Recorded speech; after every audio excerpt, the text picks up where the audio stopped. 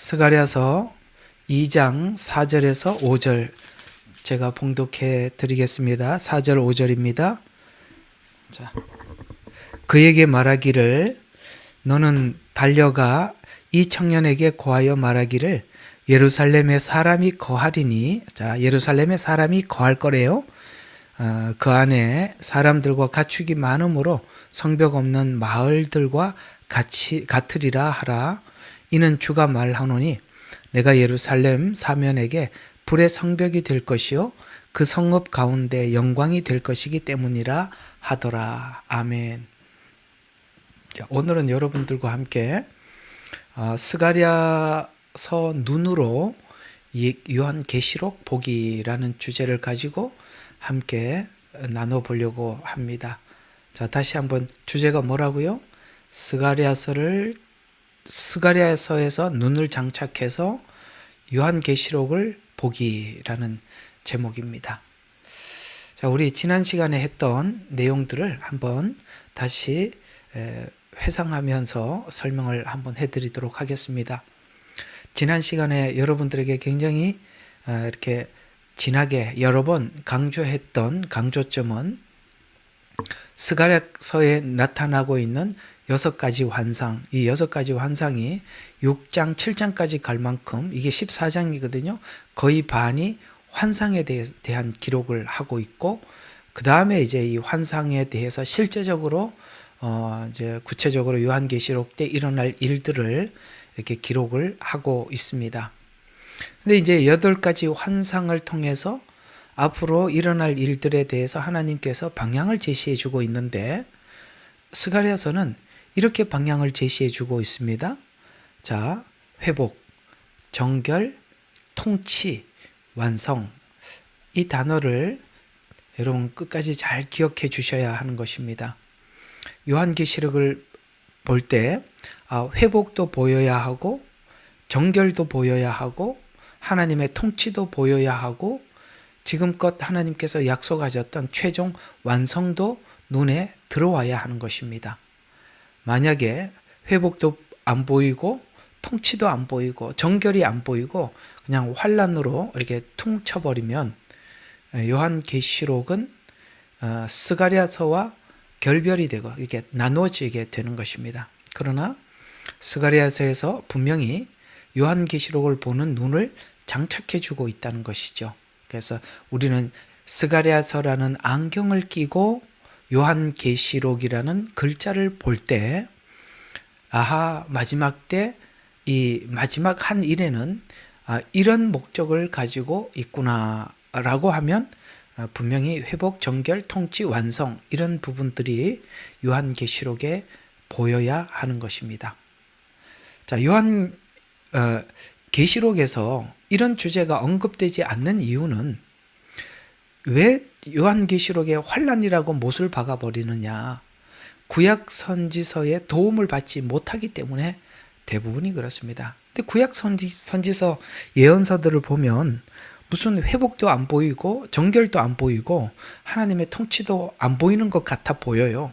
그거는 하나님께서 예언서를 쓴 이유를 몰라서 그러는 겁니다. 예언서는 하나님께서 이스라엘 백성들에 대한 죄와 주변 나라에 대해서 심판만을 말하려고 하는 것이 아니라 끝부분을 잘 보셔야 돼요. 하나님은 항상 해피엔딩으로 끝난다는 걸 아셔야 됩니다. 그 죄와 심판에 대해서 하나님이 적나라하게 지적은 하는 건 사실입니다. 그러나 죄를 지적하는 것이 예언서의 목적이 아니라 하나님께서는 죄를 지적을 하는 것으로 끝내는 것이 아니라 그 죄를 회복시키고 회개케 하여서 정결케 하는 게 목적이죠. 그걸 잘 보셔야 됩니다. 근데 구약에서 왜 그러면은 이런 정결이나 회복이 잘 보이지 않느냐? 예수님 오시기 전이지 않습니까? 이해가 가요? 예수님 오시기 전이지 않습니까? 우리는 이런 단어들, 회복, 정결 이런 단어들은 예수님이 오시고 난 이후에 우리 마음속에 확고하게 와닿는 메시지가 되는 것이지, 실제 예수님이 오기 전에는 회복이나 정결이나 이런 단어들은 사실 율법 안에서는 멀리 있던 단어들입니다. 하나님께서 율법이라는 잣대를 가지고 이스라엘을 봤을 때는 이스라엘을 심판할 수밖에 없는 형편이었습니다만, 그러나 하나님께서 이제 더 이상 율법이라는 잣대를 내려놓고 하나님께서 율법으로 하나님 앞에 심판을 받을 수밖에 없기 때문에, 또 너 이스라엘 백성들은 이 죄 문제를 스스로 해결할 수 없기 때문에 하나님은 아들 예수 그리스도를 보내주셔서 우리의 모든 죄 문제를 해결할 뿐만 아니라 그 죄 문제가 해결되었을 때 우리에게 회복이 있게 될 것이고 정결함이 우리에게 덧입게 될 것이다 라고 예언서는 그런 관점에서 계속 말씀하고 있었던 것입니다.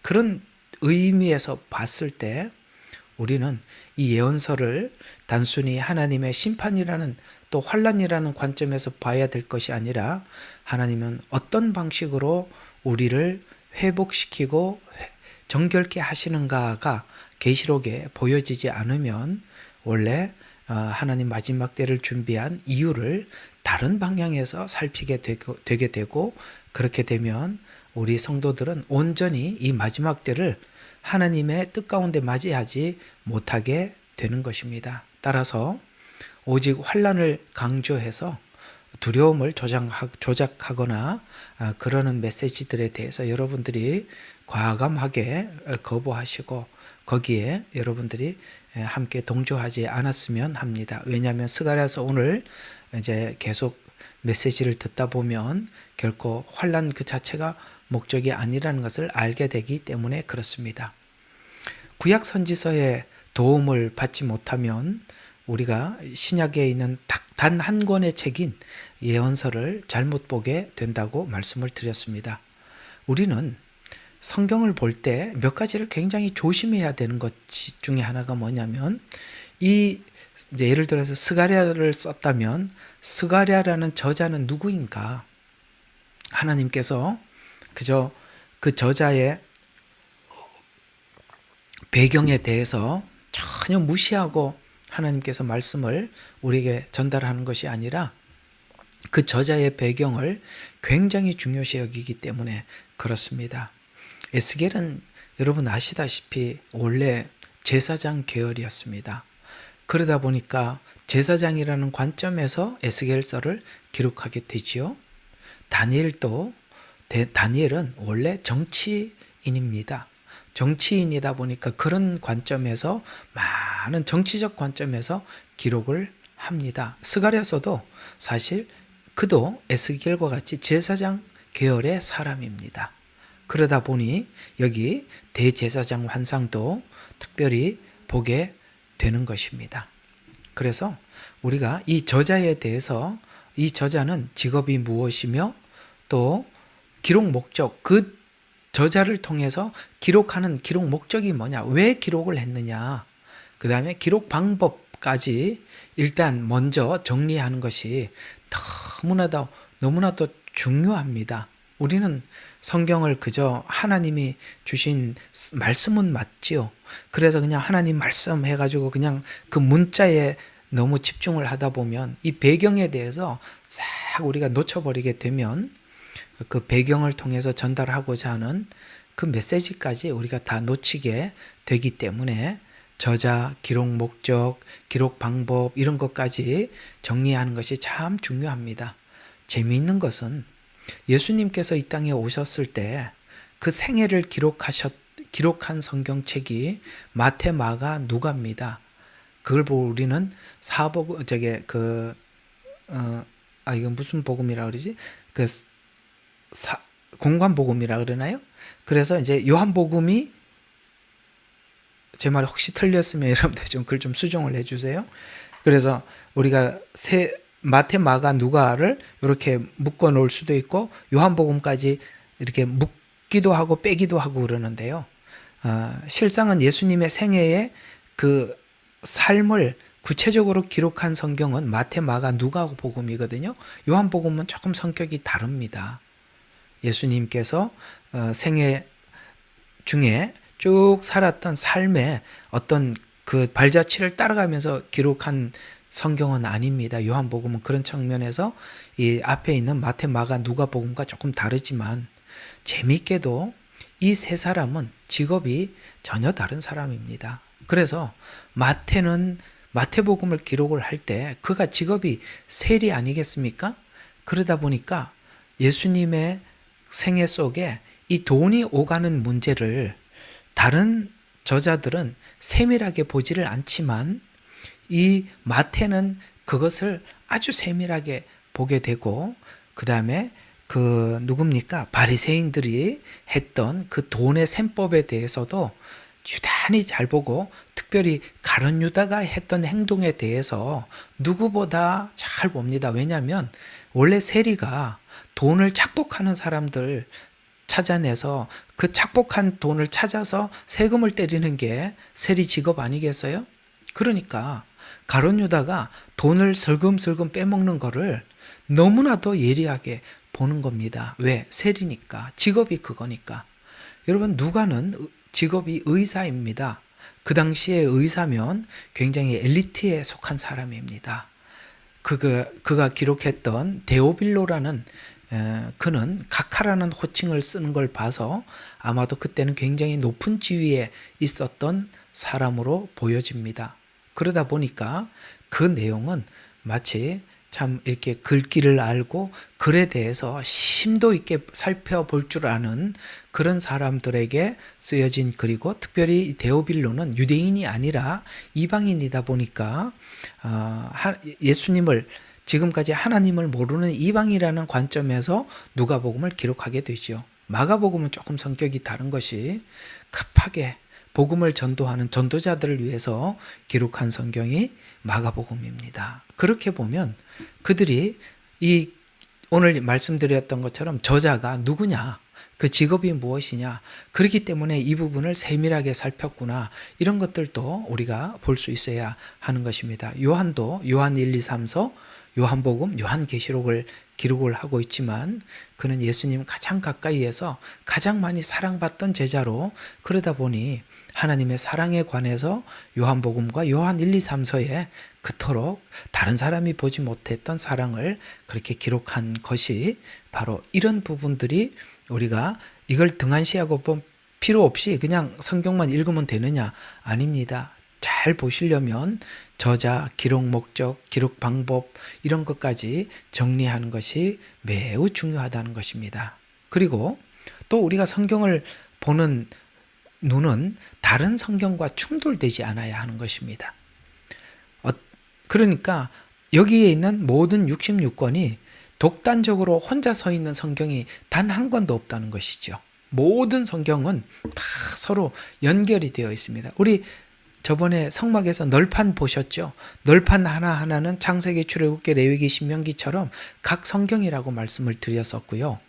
그 다음에 그 각 성경은 이 네 개의 이렇게 고리, 이 기둥 하나에 고리가 하나, 둘, 셋, 네 개가 있는데 거기다 이렇게 가름대를 쭉 꼽아서 전체가 하나 되도록 묶었다고 했습니다. 모든 성경은 사복음서와 정확하게 연결이 되어야 하는 것입니다. 사복음서에서 벗어난 성경은 그것은 성경으로, 정경으로 채택받을 수 없는 것이죠. 그럴 만큼이나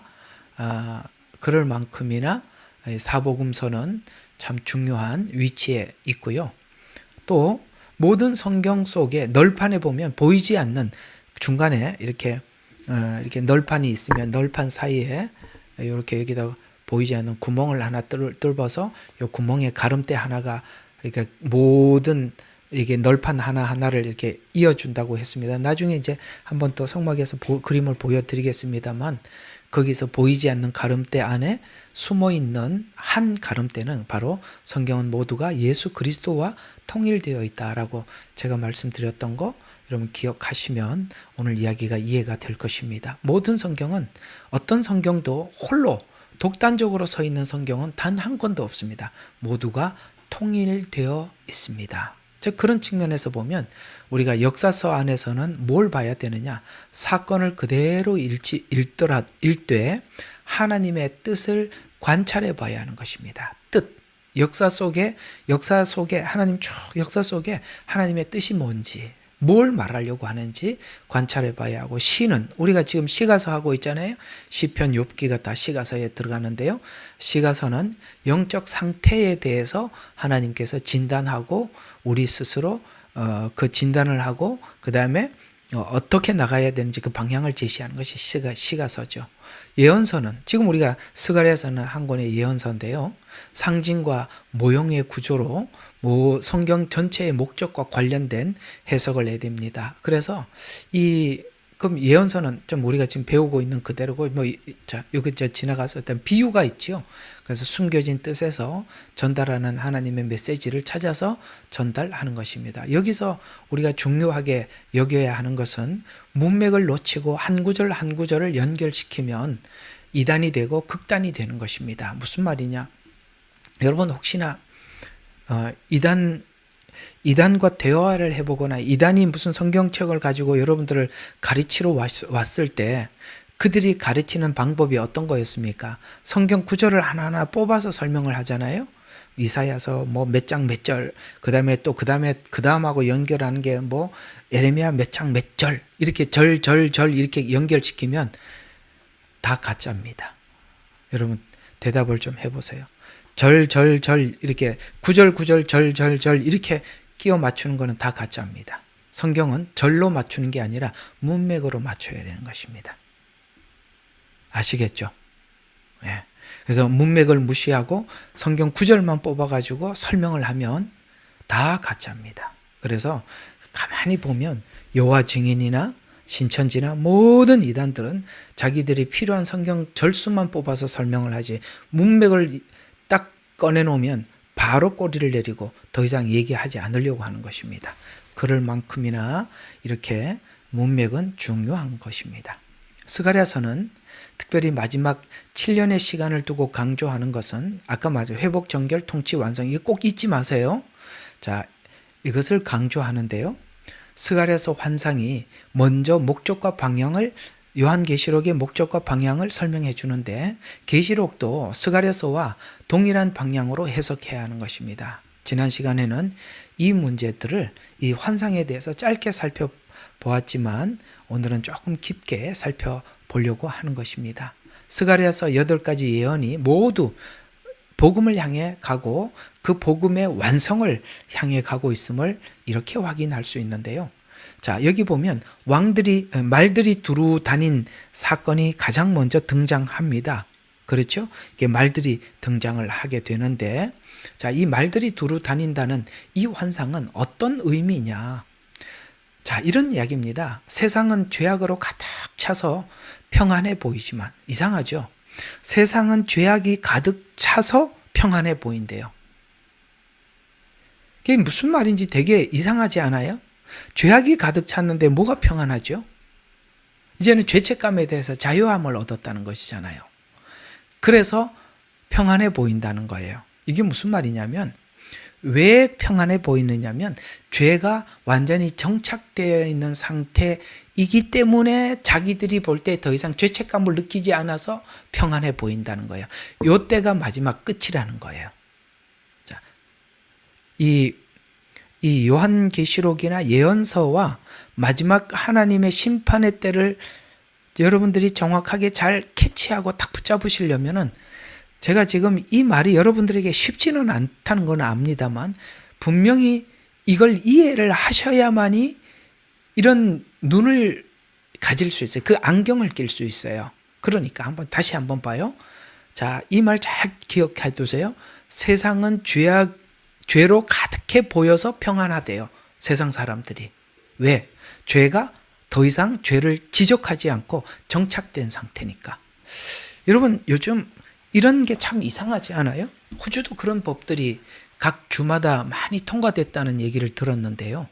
우리 한국에서 흔히 말하는 차별금지법이 여기서는 많은 주마다 이렇게 대부분이 통과가 됐어요. 네, 제가 살고 있는 이 NSW는 그나마 가장 늦게 되는, 아주 그래도 좀 보수적인 그런 주기도 합니다. 여기는. 그런데 이 차별금지법은 여러분, 우리가 알다시피 정확하게 하나님과 맞짱 뜨는 법이잖아요. 예, 그래도 대답은 좀 해주셔야, 예, 맞아요. 죄가 만연해서 죄를 죄로 인식하지 못하기 때문에 사람들이 평안한 거야. 왜냐하면 죄를 지적을 안 해주니까 마음이 평안하다 이 말입니다. 그런 것처럼 로마서 1장 28절부터 32절이 그렇게 설명을 하고 있어요. 자, 한번 봐요.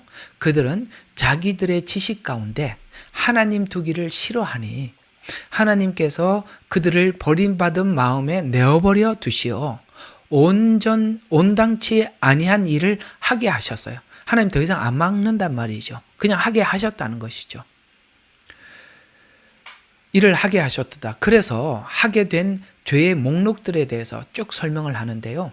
음행, 불행, 사악, 악독, 수군거림, 하나님을 미워함, 모욕, 교만, 자랑, 자기 일 꾀하고 부모를 거역하고 몰지각하고 약속을 버리고 무정하고 화해치 않고 무자비하고 그들은 이 같은 일을 행하는 자들이 마땅히 죽음에 처해야 된다는 것을 알면서도 왜? 하나님이 그런 분인 것을 알면서도 이 같은 일을 행할 뿐만 아니라 이런 일들을 행하는 자들을 좋게 여겨서 이게 아까 차별금지법이에요.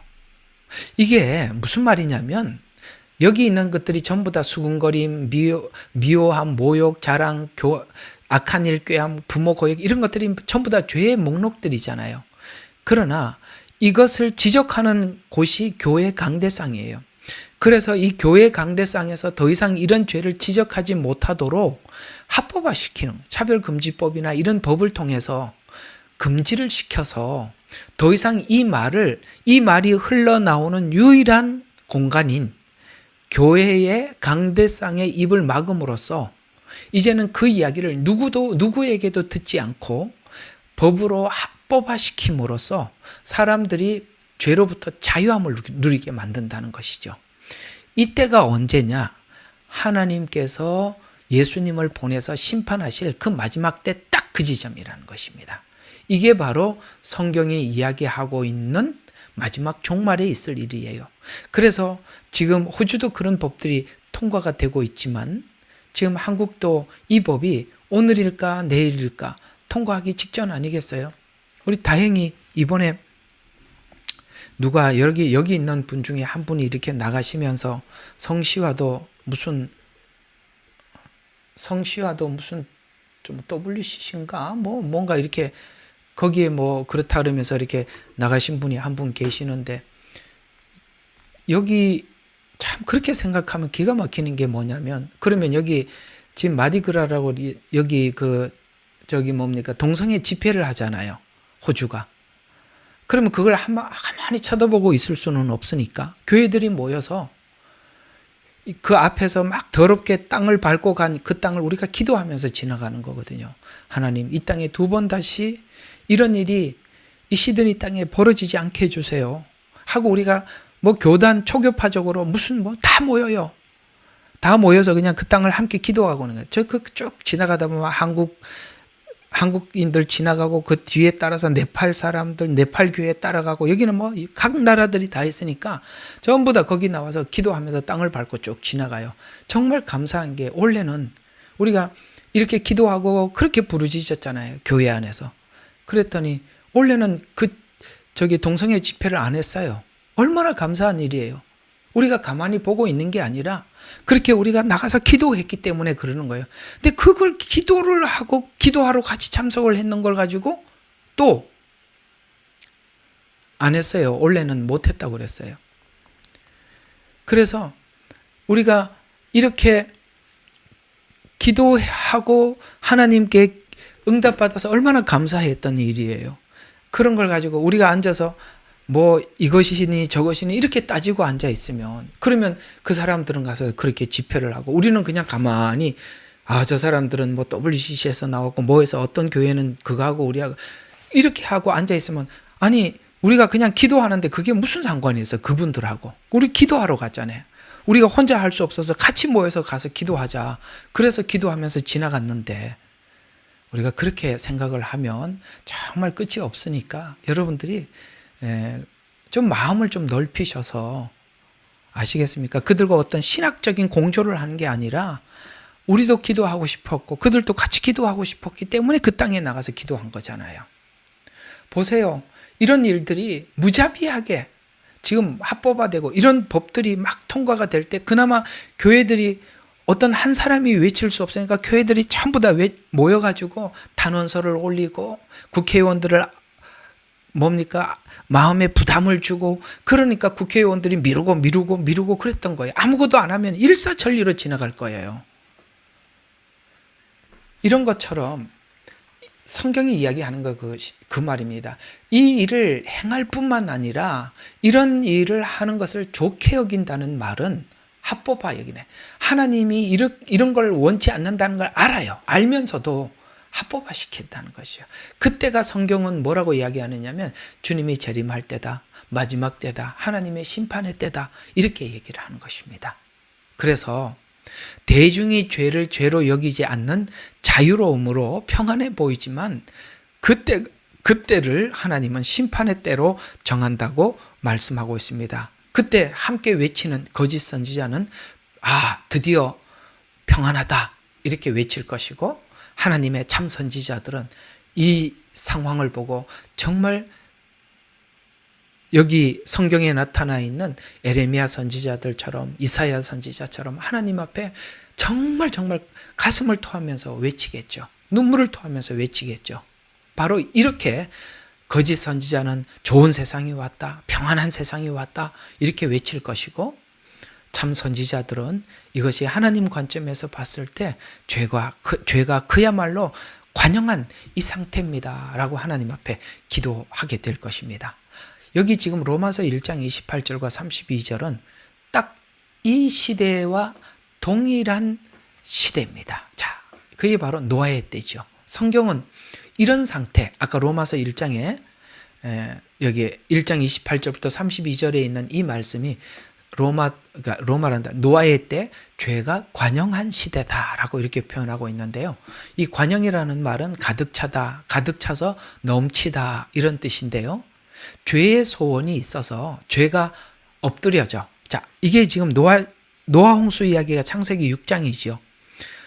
자, 이제 창세기 3장을 지나서 4장에 들어오면은 4장 맞죠? 가인 이야기가 나오게 되고, 자, 그러면은 성경은 지금 어떻게 죄를 설명을 해주고 있냐면은, 자, 아담과 하와가 유혹을 받아서 죄를 지었다.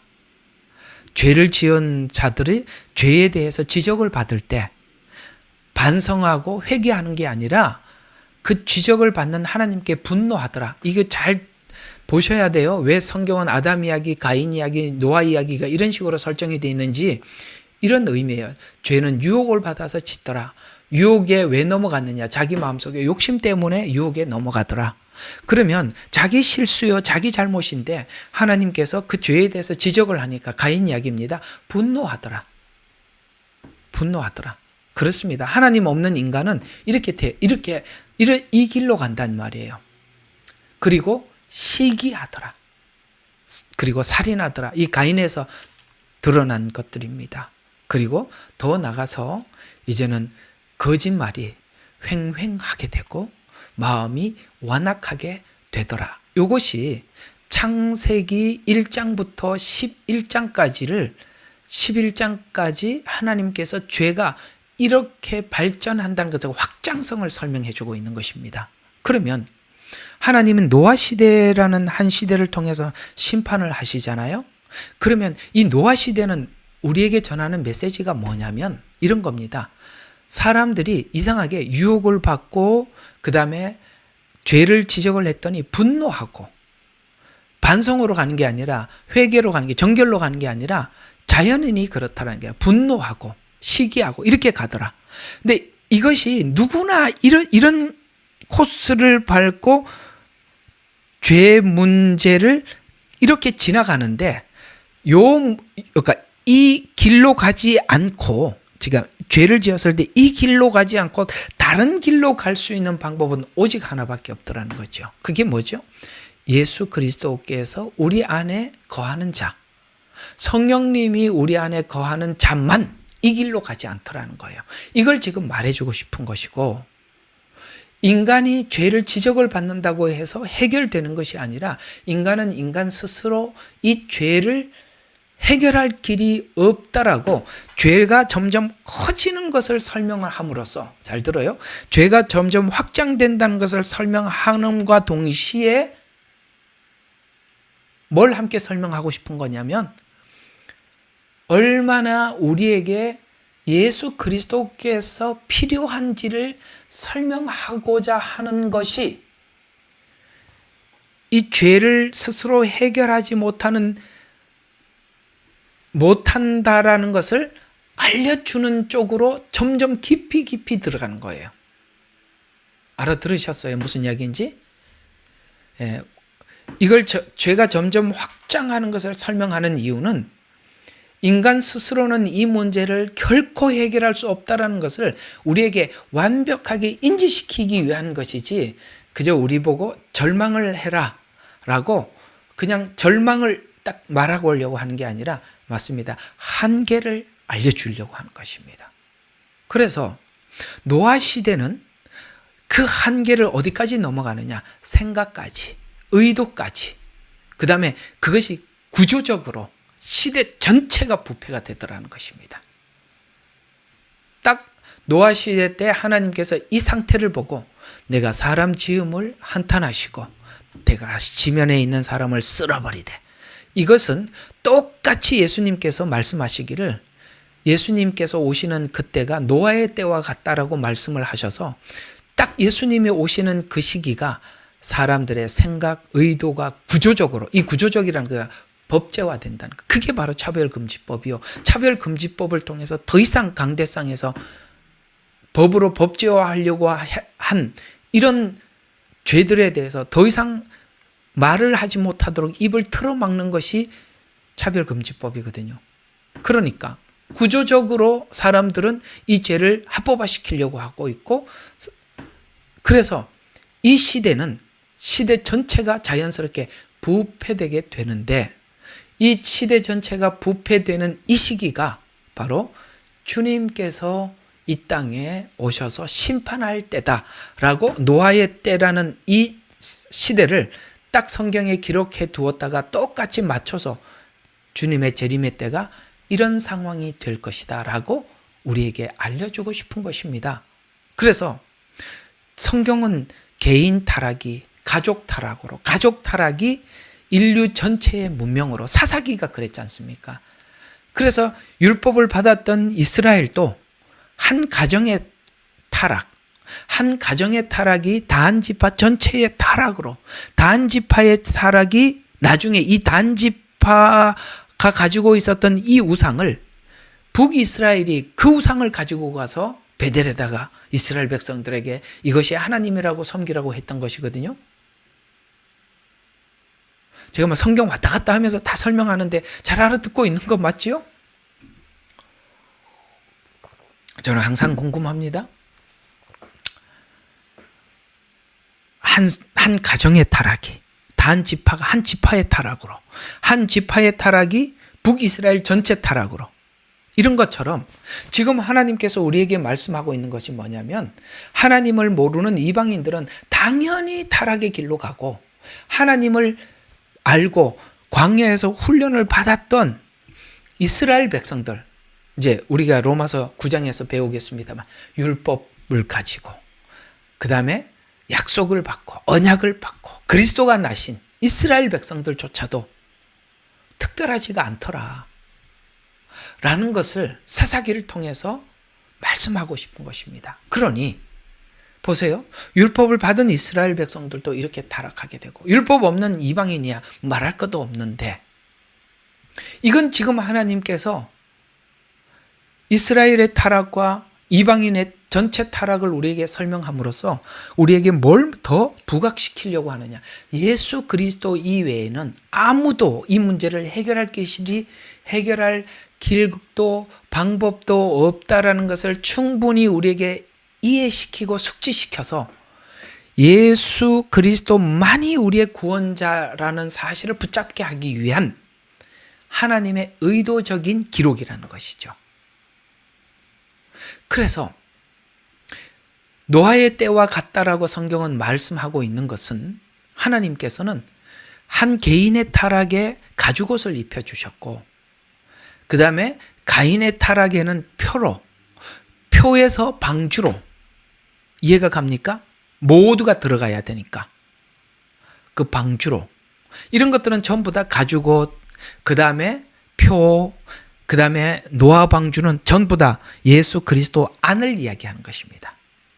예수 그리스도 안을, 그러니까 예수님을 어디에서는 가죽옷으로, 어디에서는 표로, 어디에서는 노아 방주로 이렇게 설명해 가서, 노아 시대는 특별히 앞에 있는 시대와 가인과 아벨과 그 시대와 다른 것은 하나님께서 판결을 내려주시는 시대이기 때문에 다르다는 거야. 판결. 그 앞에서는 판결을 내리지는 않았어요. 그러나 하나님께서 노아 시대 때는 판결을 내려주심으로써 이 구조는 죄의 크기를 크고 길게 기록해서 은혜와 구원의 크기를 더 크게 보이기 위한 하나님이 일하시는 방법이라는 것이죠. 자, 그러면 우리는 계시록은 노아의 때와 같이 심판의 시대지만 죄의 심판에 과격하고 과감하고, 이 죄 심판할 때는 과격하고 과감하게 심판을 하시잖아요.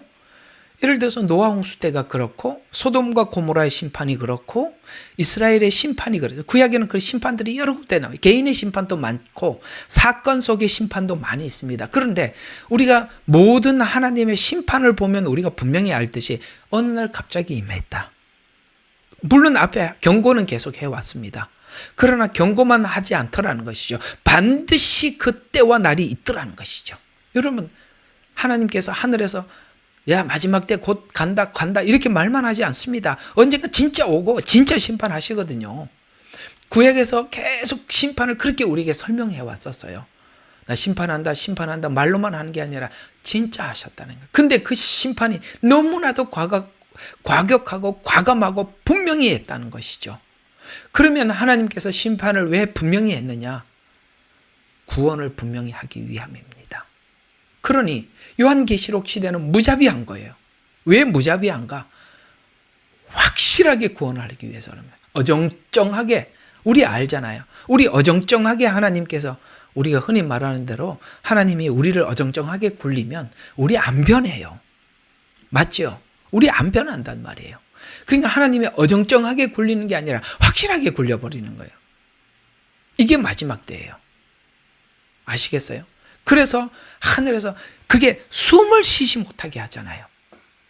끝나면 다음 장이, 나팔을 불면 또 다음 장, 또 다음 장에 막 계속 밀려와서 사람들이 자기 스스로 자기를 방어할 방법이 없는, 그럴 만큼 위기가 끊임없이 닥쳐오도록 하나님 그렇게 하시는 이유가 하나님의 심판의 무자비함과 하나님의 구원의 급함을 알리는 것입니다. 그런데 이렇게 하나님이 심판을 하실 때 두 가지 반응이 나타나더라는 거예요. 한쪽은 하나님께 나오는 자가 있는가 하면 죽자 사자 끝까지 하나님을 모독하는 자도 나타나더라는 것이죠.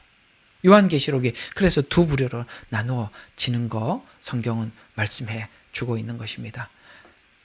지금 제가 성경을 어떻게 봐야 하는 건가? 성경은 어떻게 기록되어 있는가? 어떤 윤곽 속에서 심판을 이렇게 크게 설명을 했는가? 설명하고 있는데 알아들으셨죠? 심판을 크게 설명하는 것은 구원을 크게 설명하기 위함이에요. 지금 제가 여러분들에게 강조하는 강조점이 바로 이 부분이라는 말이에요. 그러면 여기 이제 스가랴서 이제 보면은 진짜 참 요한계시록에서 말하는 그 내용이 여기 다 나오는데요.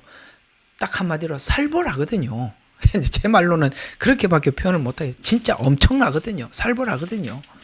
이게 이런 일들이 멈추지 않고 막 계속 이어지니까 이 일로 인해서 무슨 일이 일어나느냐? 스가랴서 12장. 이게 이제 스가랴서의 꽃은 스가랴서 12장이에요. 한번 봅시다. 스가랴서 꽃은 12장이라고요. 자, 10절부터 13장 2절까지 한번 봅시다. 바로 이것 때문에, 그러니까 심판 마지막 때가 심판 같다지만 아까 회개와 정결이라 그랬잖아요. 보세요. 회개하고 정결이 있나 없나 보세요. 이게 요한계시록 똑같은 거거든요. 13장 10절부터 한번 보겠습니다. 자, 또 내가 다윗의 집과 예루살렘 거민들 위에 은혜와 간구의 영을 부어주리라. 그러면 그들이 찔렀던 나를 볼 것이며, 이제 예수님을 보게 되네. 눈이 열린다는 겁니다. 이스라엘에. 그들이 그를 위하여 애통하리니 마치 자기 사람이 자기 외아들을 위하여 애통함 같을 것이요. 여러분, 아마 부모에게 가장 큰 애통은 자식 죽음일 겁니다. 그 중에 외아들 죽음은 이건 뭐 애통을 글로 표현할 수가 있겠습니까? 그럴 만큼 이스라엘이 회개한단 말이에요. 애통한단 말입니다. 그들이 그를 위하여 비통에 잠기리니 마치 어떤 사람이 처자들을 위하여 비통에 잠기듯 하리라. 지금 이스라엘이 이렇게 회개한다는 거죠. 그날에 예루살렘에 큰 애통이 있으리니 마치 무기토 골짜기에서 하닷 림몬 애통과 같으리라. 여기 이제 이 말은 그 당시에 이런 애통이 있었던 거예요. 그러니까 이 사람들이 알아들으라고 이 말을 하는 거니까 그 배경을 보면 압니다. 자, 땅이 애통하리니 각 족속대로 애통하리니 하리라. 다윗의 집 족속이 따로 하고 아내들도 따로 하고 나단, 그 다음에 아내들, 레위 족속, 시므이 족속, 아내들도 모든 족속이 각 족속대로 따로 하여 그의 아내들도 따로 하리라. 자, 그날에 다윗의 집과 예루살렘 집이 다 이게 뭡니까? 요한계시록의 주인공은 이스라엘이라고 말하고 있는 거예요. 그래서 다윗의 집과 예루살렘이라고 말씀하고 있는 겁니다. 아셨어요? 교회라고 얘기하는 게 틀렸단 말이에요. 분명히 이스라엘과 다윗의 집과 예루살렘이라고 분명히 말하고 있잖아요. 거민들의 죄와 불결에 씻는 셈이 열리리라. 지금은 이스라엘이 안 열렸지만 그때 열릴 거예요. 만군의 주가 말하노라. 그날에 내가 그 땅에서 우상들의 이름들을 끊으리니 그리하면 그들이 이상 기억되지 아니하리라. 내가 또 한 선지자들과 더러운 영을 그 땅에서 떠나게 하리라. 쭉 설명. 이게 지금 요한계시록의 보석이거든요. 여기 이게 뭡니까? 회개잖아요. 정결이지 않습니까? 하나님 앞에 돌이키는 거잖아요. 이게요, 요한계시록에 있단 말이에요. 언제 있죠? 그렇죠. 14만 4천이 이 사람들입니다. 누가 14만 4천이라고요? 이 사람들이라고요. 그래서 그 지파, 여기 지파가 나오잖아요. 각 족속대로. 그래서 요한계시록 7장인가요? 거기 가보면은 무슨 지파에서 몇 명? 22,000. 무슨 지파에서 2만. 이 내용을 그대로 요한계시록에 갖다 적은 거예요. 예, 이게 보석이라고요. 이게 보석이라고. 이 지파를 여기다가 집어넣었는데 이게 무슨 신천지는 무슨 놈의 엉뚱한 지파가 나오고 말이죠. 에? 무슨 우리가 뭐 주생명 선교교회 예루살렘 예레미야 눈물 교회가 무슨 베냐민 지파고 무슨 지파예요? 우리가 아니지 않습니까? 교회는 교회고 이스라엘의 지파는 지파인 겁니다. 여기서부터 틀어진 겁니다. 계시록하고 안 맞아요. 스가랴하고. 자, 이게 꽃이에요. 이게 무슨 말입니까? 이스라엘에게 회개와 구원의 역사를 분명하기 위해서 하나님은 숨 쉴 틈을 주지 않고 심판도 무자비하게 내렸던 것입니다. 이것은 마치 이스라엘이 바벨론 포로로 잡혀갔을 때 그 예루살렘에 있었던 일들과 동일할 것입니다. 그러면 이렇게 하나님이 심판하는 이 시기가 언제냐? 요한계시록 18장 5절에는 죄가 하늘에 사무쳤다라고 말씀하고 있어요. 이건 뭐죠? 이 시기가 하나님의 마지막 추수 시기라는 것입니다. 죄가 관영했을 때 드디어 말이 움직이기 시작했다라고 성경은 움직이는 말로 시작을 합니다. 말 이야기만 하고 좀 여기까지만 좀 하도록 하겠습니다. 그렇게 해서 여러분 요한계시록 6장에 보면 네 마리 말이 등장을 하지 않습니까? 그렇죠? 자, 그러면 오늘 움직이는 네 마리 말까지만 좀 이야기를 하고 다음 시간에 또 여러분들과 함께 나눠보도록 할 텐데요. 자, 요한계시록 6장은 계시록 전체의 목차다. 그러니까 요한계시록 전체 목차니까 6장 내용이 요한 스가랴서하고 이렇게 딱 맞아야 돼. 아구가. 어떻게 맞추느냐? 계속 들으셔야 돼. 그래서 공부를 여러분 지금 이 여러분들에게 전달하는 이 내용을 듣고 공부를 하셔야 되고, 중요하다고 자꾸 말하는 것들은 여러분들이 한 번 더 자꾸 이렇게 쌓아두셔야 다음 이야기가 이제 이해가 되거든요. 자, 요한계시록 6장은 뭐라고요? 요한계시록의 목차다. 그러면 이 목차는 어디서 가져온 거라고요? 스가랴에서 가져온 것이다. 스가랴서와 요한계시록과 모든 성경을 종합해서 말씀하신 게 예수님이 말씀하신 마태복음 24장이에요. 이렇게 다 같단 말이에요. 스가랴서, 마태복음 24장, 요한계시록 다 같아요. 거기에 다니엘서, 에스겔서 다 같아요. 쫙 다 맞아야만이 이 예언서가 흔들리지 않아요. 그러면 요한계시록 6장이 계시록의 목차라고 말씀을 드렸는데, 이 네 말의 움직임은 내 영의 움직임이라는 거예요. 네 말의 움직임은 내 영의 움직임이에요. 그래서 스가랴에서 보니까 네 말이 나와요. 그러면 스가랴서 6장 1절과 8절이 네 말이 말의 움직임이 있는데, 이것은 뭐냐면 네 말의 움직임에는 7년을 시작하는 경고라는 거예요. 도표 참조 이렇게 적어놨는데, 집사님 그 도표 있으면 끝나고 난 뒤에 나중에 여기다가 오늘 좀 한번 좀 올려주시고, 그 다운 못 받은 분들은 꼭 다운을 받아 두셔야 돼요. 이 도표, 제가 이 도표 참조 이렇게 하는 거 도표를 올려놨기 때문에 말씀을 드리는 겁니다. 반드시 이 도표 안에서 설명을 해야만이 맞는 거예요. 자, 그 다음에 다섯 번째 인이 있어요. 네 말이 우리 한번 봅시다. 잠깐. 이게 우리 그 영어 예레미야 눈물 방에 있는 분은 참 이게 올리신 분들이 참 우리하고 안 맞는 분들이 이렇게 올리는 분들이 꽤 많은데, 여기는 막 누구나 그렇게 올릴 수 있으니까 저희들이 그냥 보고만 있는데, 참 생각 같아서는 좀 그 내용 좀 그만 올리시오 이런 말 진짜 입에 끝까지 나오는데 그냥 좀 참고는 있습니다만, 너무나도 이분들은 이야기가 너무 달라요.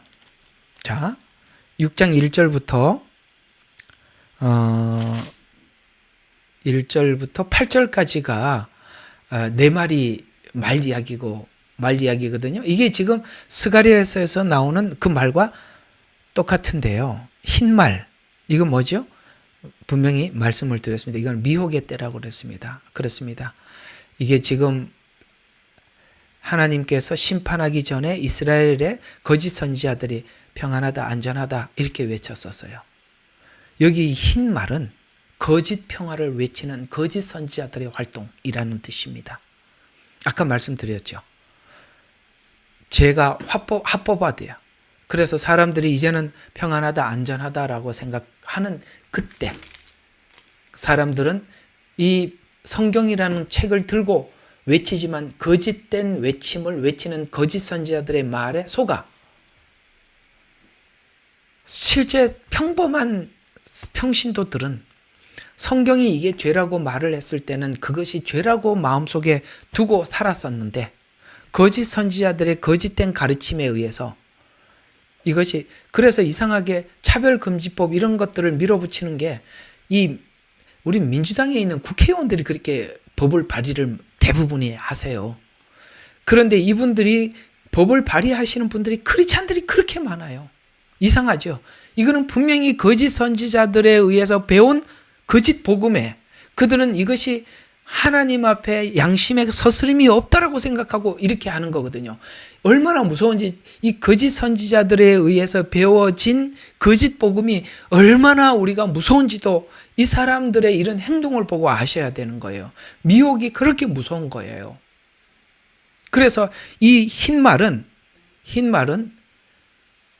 7년 전 휴거설을 주장하는 사람들은 이게 예수님 재림이라고 하는데 전혀 그렇지 않습니다. 이 흰 말은 거짓 선지자들의 활동을, 왜? 구약이 구조가 그래요. 하나님께서 이스라엘을 심판하기 전에 거짓 선지자들이 충분히 활동을 해서 대부분 국민들은 속고 예루살렘 성 안에 있으면 보호를 받는다라고 생각을 했지만 이 성이 파괴가 된 거거든요. 같이 가고 있는 거 맞지요? 그러니까 구약에 있는 구조와 전체를 연결을 시켜봤을 때 이 흰말은 분명히 예수님 재림하는 흰말을 타고 오시는 예수님의 재림의 말이 아니라 이거는 미혹의 말이라는 것을 예수님께서 첫 마디가 뭐라고 얘기했어요? 너희가 미혹을 받지 않도록 주의하라. 흰말 같은 말이란 말이에요. 왜요? 그것은 이미 구약의 거짓 선지자들의 활동이 있고 난 이후에 심판이 있었던 것처럼 구약하고 예수님 말씀과 흰말은 그렇게 정확하게 연결을 시켜보면 이거는 미혹이라고 딱 답이 떨어지는 겁니다. 왜 흰말을 그렇게 설명을 하느냐? 구약과 연결이 안 되고 예수님 이야기하고 연결이 안 되니까 그렇게 말을 하는 거예요. 흰말은 미혹입니다. 둘째는 뭡니까? 평화를 제거한다는 거예요. 자, 붉은 말이 나옵니다. 이게 뭐죠? 큰 칼. 이게 뭐니까 대전, 큰 전쟁이 있다는 거예요. 전쟁 중에서도 큰이라는 표현을 쓰는 것은 대전을 이야기하는 것입니다. 지금 우리가 서서히 이 모든 게 이게 대전 형태로 구도를 이렇게 지금 갖추고 있는 거 보이시죠? 전 세계가 이렇게 이쪽으로 한 팀이 모이고 저쪽 한 팀 모이고 뭔가 이렇게 대결 양상으로 지금 가고 있습니다. 전쟁이 있다고 분명히 큰 칼을 또 주어졌더라. 그 다음에 전쟁을 하니까 자연스럽게 뭐가 따라옵니까? 예, 기근이 따라옵니다. 전쟁을 계속했는데 사람들이 먹을 것이 떨어지는 게 당연하죠. 그래서 기근이 따라오고 그 다음에 청황색 말이 등장을 하는데 이건 이제 청황색은 창백한 말 뭐 이렇게 하는 것은 사망을 이야기하는 건데요. 전쟁 때문에 죽고 기근 때문에 죽고 아시겠어요? 뭐 전염병 때문에 죽고 그래서 여기 한번 보세요. 8절을 보면 자, 그 뒤따르니 그들에게 칼과 굶주림. 칼은 아까 전쟁이었고 굶주림은 그 다음 말이었던 뭐죠? 기근이었습니다. 그래서 사망과 땅의 짐승들로부터 4분의 1을 죽일 권세가 주어졌더라. 이렇게 말씀하고 있는 것입니다. 이해가 가시죠? 이 네 마리 말에 대해서. 그러면 다섯 번째 인이 있어요. 이제 네 번째 인은 여기까지. 다섯 번째 인이 드디어 7년 딱 들어가는 게 다섯 번째 인이에요. 아시겠어요? 그러니까 이런 구조인데 그러니까 어떤 분이 자꾸 글을 올려서 제가 이걸 설명을 해주려고 그러니까 안 바뀌어. 그러니까 안 바뀌지니까 내가 그분한테 쏟는 정성이면 여러분들 설교 10편 이상은 준비할 것 같아. 그래서 내가 에너지가 빠져서 못할 거야. 그렇다고 해서 그분이 돌아오느냐? 사실 그것도 기약이 없어요. 그래서 여러분들이 잘못된 지식과 잘못된 것으로 탁 강화를 시켜놓으면 이게 해결되기가 그렇게 어려운 거예요. 그러니 제발 아무거나 듣지 말아주세요. 자, 그래서 다섯 번째 시대는 이제 증인 시대예요. 두중인 시대예요. 그래서 이게 전 3년 반 시대입니다. 아까 말씀드렸죠. 정결, 회복. 바로 정결과 회복은 증인 시대에 하나님께서 정결과 회복이 일어나는 것입니다. 아마도 이 마지막 때의 두 증인은 또 이 두 증인이 말도 많지요. 두 증인 그랬더니 좀 사람들인데 알려지면 자기가 두 증인 중에 한 사람이래. 무슨 회개에 망측한 소리를 하세요. 예? 두 증인이라는 말은 이스라엘과 교회가 지금 둘 다 모여 있잖아요. 이스라엘이 하나님의 약속을 이제 앞으로 로마서 9장부터 11장 하면서 그 이야기할 거예요. 교회는 뭐냐? 이스라엘이 교회에 들어와 있고 이방인이 들어와 있어 둘이 만나는 지점이에요. 지난날에는 구약에서는 이스라엘만 증거했어요. 그러나 이제는 재림의 때는 이 이방인 교회가 함께 증언하는 거예요. 그래서 두 증인이라는 뜻이에요. 그래서 두 증인의 순교. 그래서 많은 사람들이 증언을 하면서 순교를 하게 되는 것이 전 3년 반입니다. 그게 다섯 번째 인이에요. 그 다음에 여섯 번째 인이 딱 띠집니다. 그래서 다섯 번째 인은 나팔지향이. 그 다음에 여섯 번째 인은 여섯 번째 인 안에 전부 다 뭐가 들어가 있죠? 여러분들 좀 적어봐요. 여섯 번째 인에는 뭐가 들어가 있죠? 무슨 재앙이죠? 앞에는 나팔 재앙이고 요거는 무슨 재앙?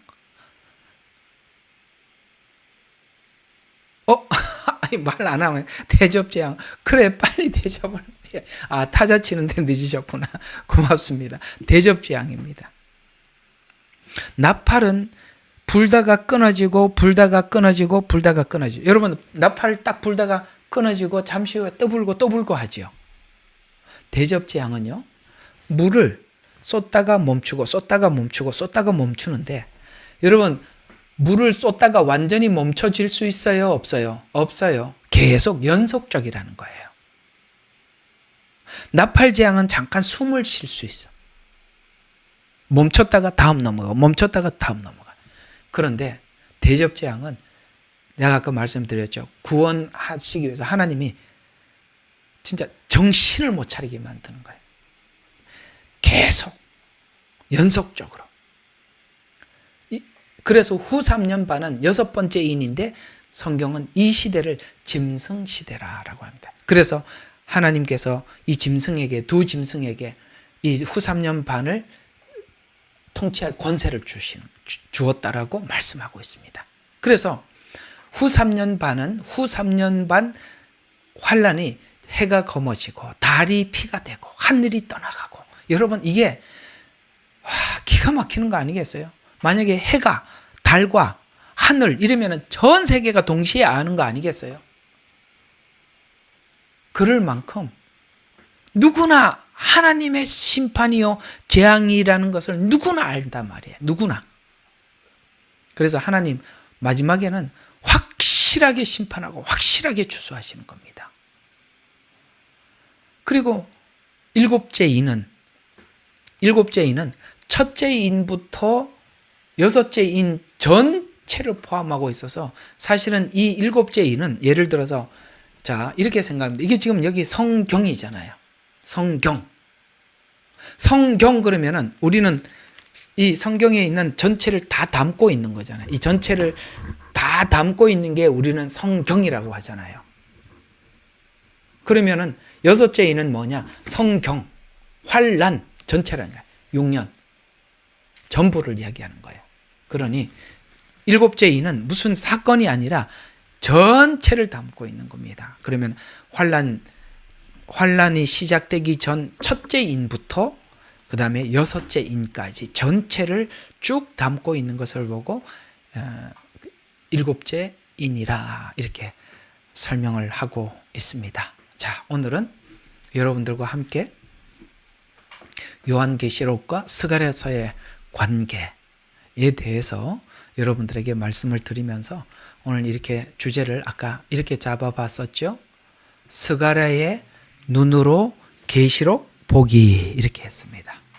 이거 다음 시간에 한 번 더 해서 우리가 계시록을 어느 방향에서 봐야 하는지를 그저 제가 스가랴서를 중심으로 봐야 합니다라는 이렇게 말씀을 드렸던 이 말씀이 실제적으로 왜 그렇게 봐야 하는지를 여러분들이 정말 이해하고 숙지하셔서 그래 요한계시록 앞으로 스가랴에서 말하고 있는 이 내용 그대로 방향을 제시한 대로 내가 앞으로 요한계시록을 봐야 되겠구나라는 그런 이해가 여러분들에게 있어지기를 정말 간절히 바랍니다.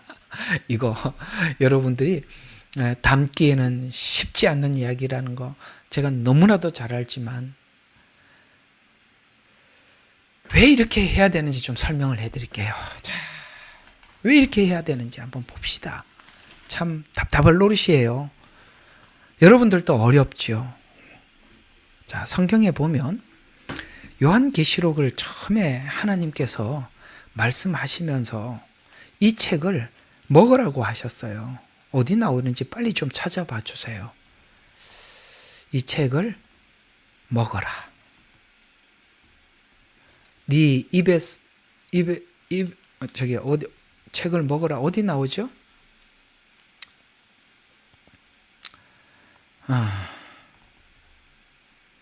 누가 아직도 글을 안 올리는 거 보니까